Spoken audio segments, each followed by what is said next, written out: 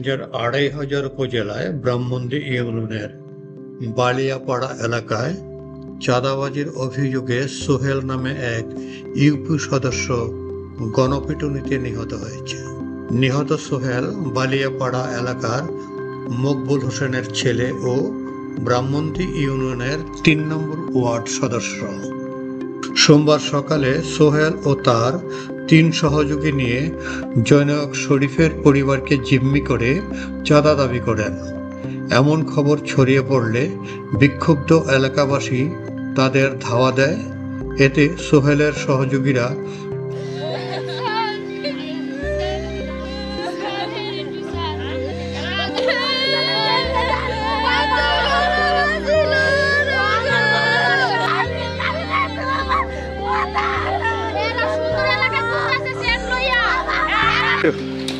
পালিয়ে গেলেও সোহেলকে ধরে হাত পা বেঁধে গণপিটুনি দেয়।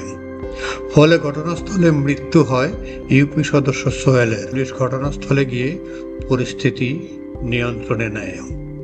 আওয়ামী লীগ রাজনীতির সাথে জড়িত ছিলেন প্রভাবশালী কেন্দ্রীয় এক বিএনপি নেতার আশীর্বাদে সম্প্রতি এলাকায় ফিরে আসেন। সিনিয়র সহকারী পুলিশ সুপার মেহেদি ইসলাম জানান, সোহেলের বিরুদ্ধে হত্যাসহ ১৩টি মামলা রয়েছে। নিহতের মরদেহ উদ্ধার করে ময়নাতদন্তের জন্য নারায়ণগঞ্জ জেনারেল হাসপাতাল মর্গে পাঠানো হয়েছে। পরে ওই বাসায় যারা ছিলেন তারা চিল্লাচিল্লি শুরু করেন যে তাদের উদ্ধারের জন্য। তো গ্রাম আশেপাশের লোকজন বিষয়টি আঁচ করতে পেরে তারাও সবাই মিলে বাসাটা ঘেরাও করে এবং এই সংক্রান্ত পরবর্তীতে এলাকার মসজিদে মাইকিং করা হয় যে সোহেল মেম্বার চাঁদা চাইতে এসে বাসায় চাঁদা দাবি করছে। পরবর্তীতে স্থানীয় গ্রামবাসী সম্ভবত তাকে আটক করে এবং আটক করে আমরা তার মৃতদেহ পেয়েছি। আপনারা আরও অবগত আছেন, এই বেশি দিন আগে হবে না, প্রায় ১৫-২০ দিন আগেও আমরা তাকে